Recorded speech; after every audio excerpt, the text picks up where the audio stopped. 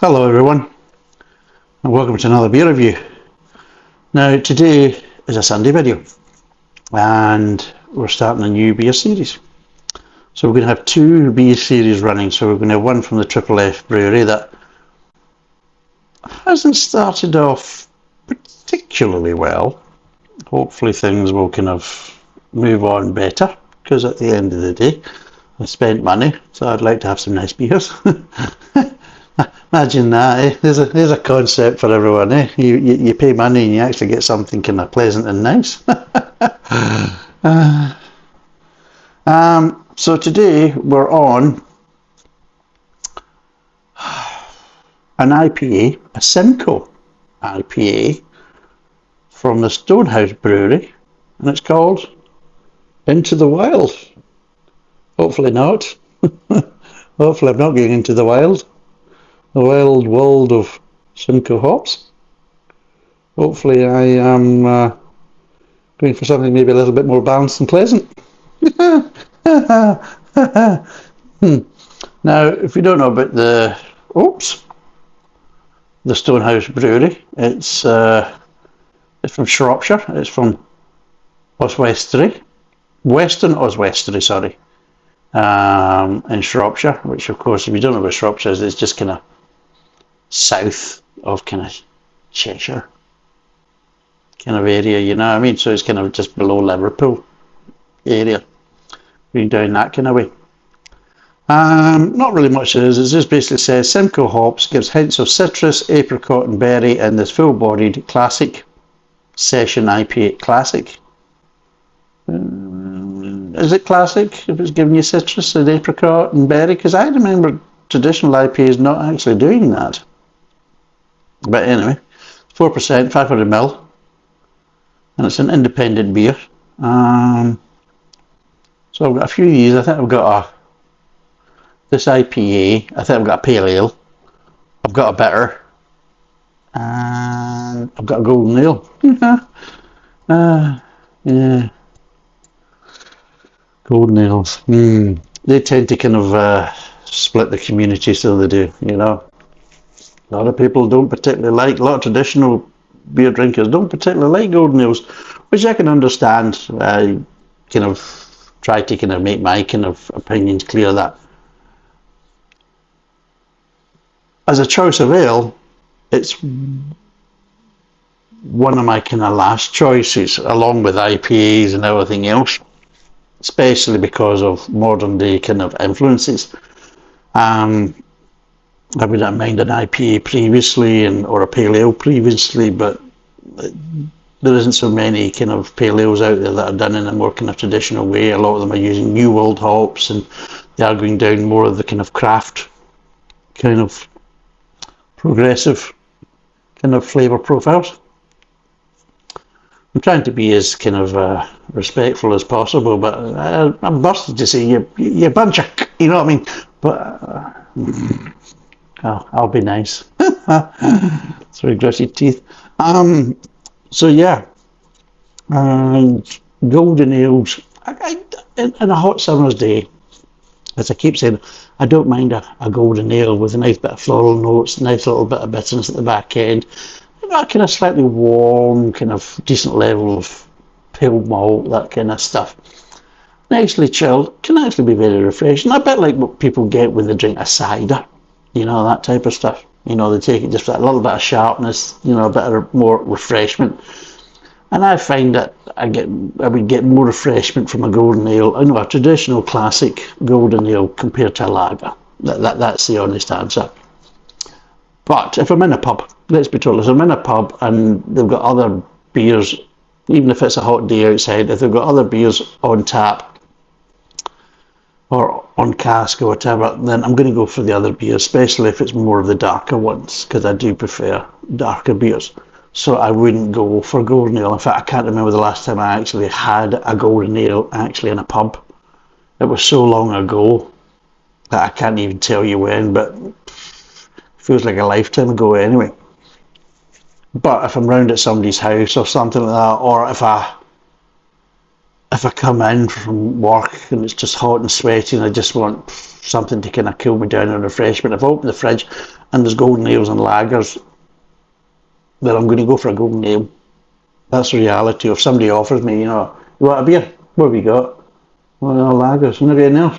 Well, there got a couple of golden ales or something like that. And then, what is it? Fuck it, give it one of them a go, rather than the lagers. Because the lagers I find just too gassy.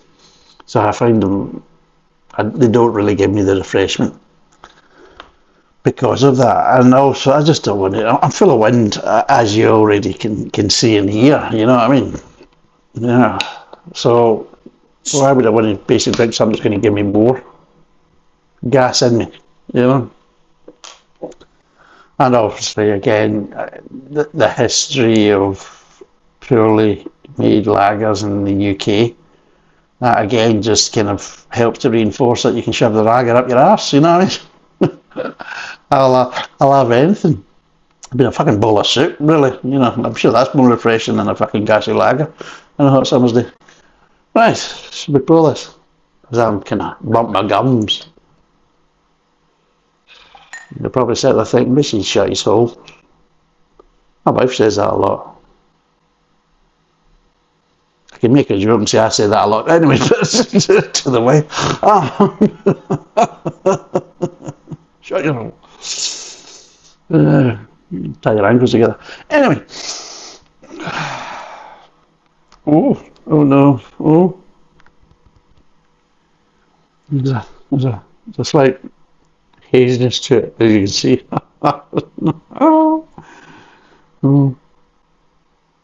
Oh, fucking, here we go. Fucking.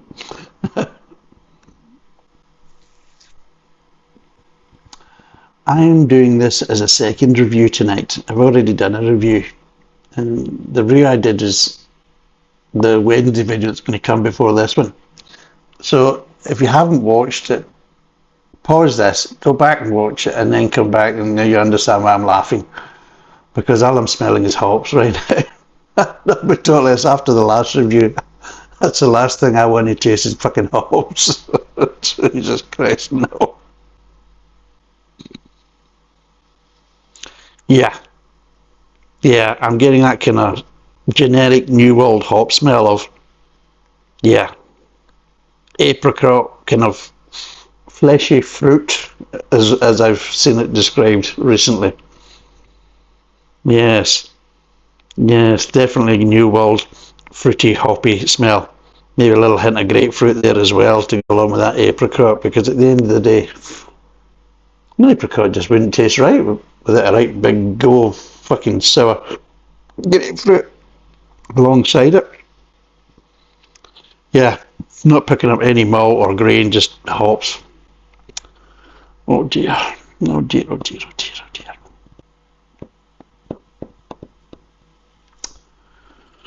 I don't know what else can we talk about. Oh jeez. Try to look for inspiration here to kind of bumble along and talk pish to you, so I don't have to kind of put my lips to the glass. Okay, bugger it, let's do it.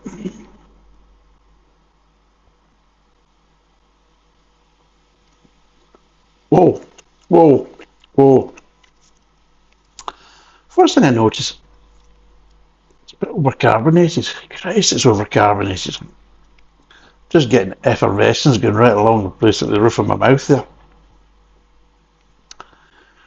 Not as hoppy. I mean, the hoppy flavours are there, but not as intense or as in your face as I've had recently. And I'm looking at the two glasses from the last review, and the beer's still in them, and I'm looking at them thinking, like use two buggers, you know what I mean? It was a comparison video.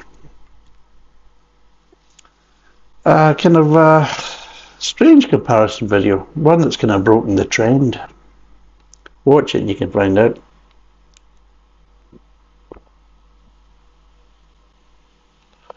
Now there's, it's good. The flavour's so bad. The flavours so far aren't bad. They're controlled and balanced. There's no pininess, which is nice. There is kind of the New World hop kind of flavours. There is that kind of citrus there. There is kind of apricots there. But they're kind of balanced with the malt and everything else. And as I've said before, there's a good example with the Triple F ale that we did. That was just hopped off its tits and they were just out of control. There's a lot more balance to it. There's an understanding, that the malt has to play an important part, and or potentially some of the stronger flavours can totally run away with things and totally overpower the beer. Whereas this isn't like that. I feel there is a connection, and there's a nice bit of malt there I'm getting, there's a nice bit of sweetness, and yeah, it's just far superior to the first Triple F ale that we did. I can't remember, was it a golden ale? Session golden ale. Was it called Satisfaction? Which was quite kind of ironic, because that's one thing it didn't actually bring was satisfaction. It was dissatisfaction what it actually brought. Whereas this one is actually quite a nice beer. A wee bit of grassiness there as well. The only thing that's kind of maybe just a little bit too much carbonation, just needs to be dialed back a bit. It's not quite lager-esque, but it's definitely closer towards lager than it would be to a kind of standard ale kind of mouthfeel. And I'm just sitting there right there. I just feel like kind of build up of gas there. And the problem is I need it a little bit higher or a little bit lower so I can try and kind of squeeze it out, but it's just sitting right there, just right behind the breastplate. And I can't really, I've got nothing to manoeuvre to try and kind of help to kind of push it out, because trust me, this is going to be a good one. You watch the lights in the camera, it'll probably move, a couple of inches, maybe a foot back the way. Fucking hell. It's just sitting there. And it's not a nice sensation. And again, there's no reason for that. Especially when the beer's actually nicely balanced. That they can slightly spoil it just by over-carbonating it, before bottling it. Yeah, a bit of a schoolboy error there.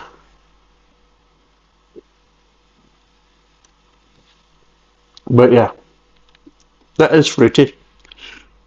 Which I can't get, it's there and I can't get it out, you know what I mean? It's like trying to go for a piss with a prostate problem, you need to go, it's telling you need to go, but it's like, nah, I'm not switching the tap off. Fuck you. Dribble away, Sam. Dribble away. And it's like that. I need a right good rift and I can't get it out. I don't know. But yes, it's actually not a bad beer, actually. Best before 25th of the 6th, 26. Well, there you go. Been well pasteurised. But yes, Stonehouse Brewery, established in 2007. Oh, fair play to them. So it's definitely not an old brewery, is it?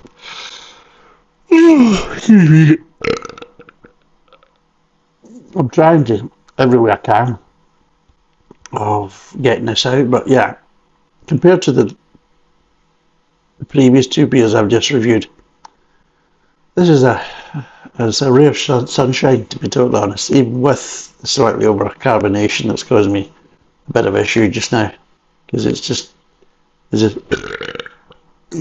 coming, but it's not quite there yet, It's like Santa, it's coming, you know what I mean? Santa's coming. Yeah, when does he never stop touching it? You know what I mean? Oh, I think there's anything else happening in the beer world.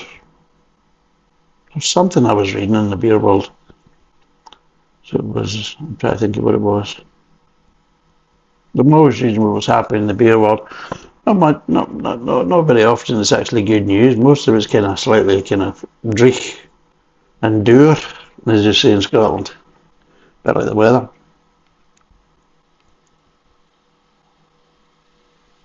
Right, let's break down these flavours.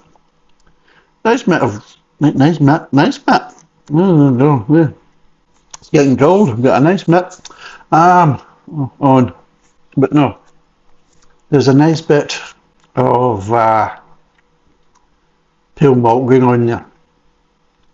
So I'm just getting some kind of nice syrupy and some light caramel tones. Just nice, just very light, but just nice, and it matches up nicely with a nice little bit of sweetness I've got at the front of the mouth with a nice bit of grain. Moves on to the mid tongue, and yeah, I would say for this type of beer, it's a lighter front end, but it's still a nice front end. I mean, it's not a big bang in your face one, and it's not bags of body, but I don't think I'd want too much.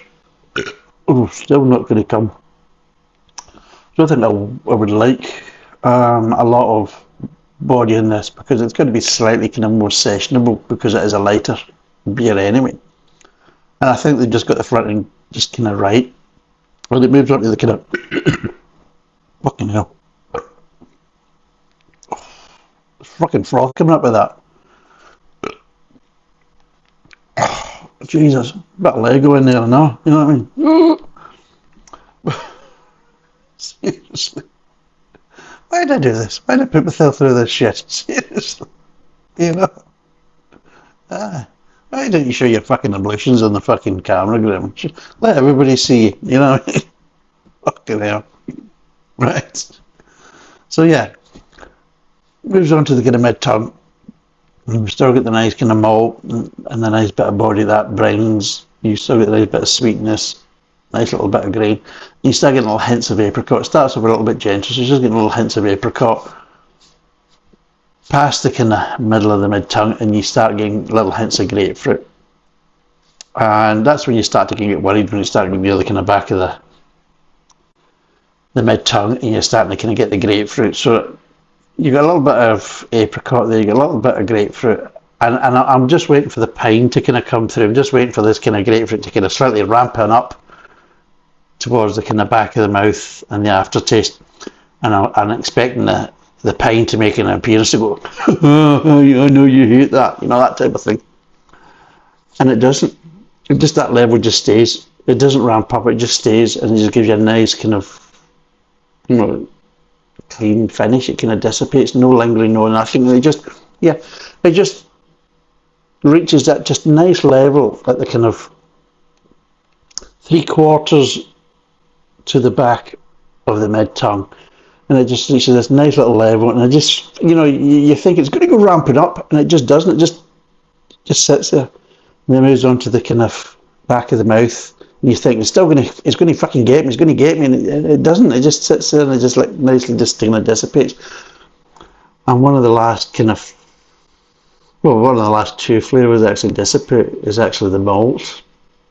So the hops actually dissipate a bit quicker than the malt, and you get a little bit of sweetness at the back end there as well. And it's quite a nice gentle finish, you know.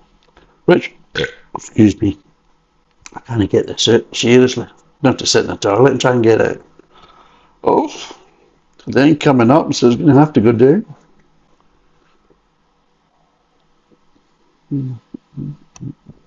But yeah. And yeah, there's just ever so slight in the kind of middle of the mid-tongue, ever so slightly light grassy notes. So it just kind of accents off the kind of grain flavour. And I've been to lunch, it's actually quite pleasant and quite surprising, because I was worried. I thought, oh, here we fucking go. And then when I read the back label, I thought, oh, done it to myself again, you know what I mean? How many times you're going to shoot yourself in the foot, you know? But no, this is a good start. Now, like I say, I think I'll do the pale ale next, then I'll do the golden ale of this one, and then I'll finish off with a bitter. I think there's a few more kind of Triple F ones, so in between these ones I'll throw in Triple F ones as well. And I said before, I'm starting off with the lighter beers, I'm working my way to the darker beers. Still won't come, the bugger. But what would I give this out of 10? There's a nice kind of malty sweetness there. It's actually really quite nice. So we've got that balance really nice. Quite moorish. And the hops are just nicely, but they're really not invasive at all. It really works quite well. And there's no isolated hop flavours there, which again is nice. They've got the level just spot on. Fair play to them, especially for a more kind of modern bent kind of IPA. But yeah, I think it's really quite nice. So out of 10, what would I give this? Well, it's refreshing that with so many breweries taking it to the extreme with these type of beers, and let's be totally honest, taken to the point that the beers are, excuse me, undrinkable. It's just a promise. I'm just getting froth in the back of the throat there. It's just not pleasant. I think, yeah, because they tend to kind of really, make some of the beers undrinkable with their flavour profiles and their ratios within their recipes and their brewing. That, yeah, they're hopped off their tits. And I think to a certain degree it's getting worse. You know what I mean? It's bleeding in from, you try and avoid the craft beers, but even you're trying to go more of a kind of traditional bent beers, that some of them are just, it's spilling over, it's kind of overflowing into kind of more traditional style beers, and they're over hopping them and making them almost undrinkable, you know what I mean? Getting there, almost. Nope. Excuse me, I do apologise for this, but at the end of the day, it just got me the wrong time. This beer. A wee bit of breath there, a wee bit of breath. But yes, as I was saying, this one just, there's a lightness to it. And the beer's a lot better because of it. And the ratio between the hops and the malt is just nice. There's a nice balance to it. Slightly over. I was going to give this a 7.5, but I'm going to give it a 7 because it's just slightly over carbonated. If the carbonation was just slightly dialed down a little bit, then it'd be an easy 7.5. Easy 7.5. But I'm going to give it a 7. Price wise, I can't quite remember. I'll put it all down below, but I bought it as a pack of 3 of each basically, so it was a kind of mixture pack, so it was 12 bottles of 4 different types of beers. So I'll work it out and I'll do the calculations and all the maths and that. No, and I'll put that down below and I'll be wrong. Yeah, and I think I got this from British Beer. You can't actually buy this beer from the Stonehouse Brewery. They use a company called British Beer, which quite a few breweries use British Beer to sell their products and market their products and everything else. I think JW Lee's, they sell some of their products. Unfortunately, not really the kind of products you want, because like they don't sell their kind of bitters and things like that in the bottle so much. They do a lot of these other ones. I can't remember. They've got this other kind of brand that they do, JW Lee's do. I can't remember what it's called.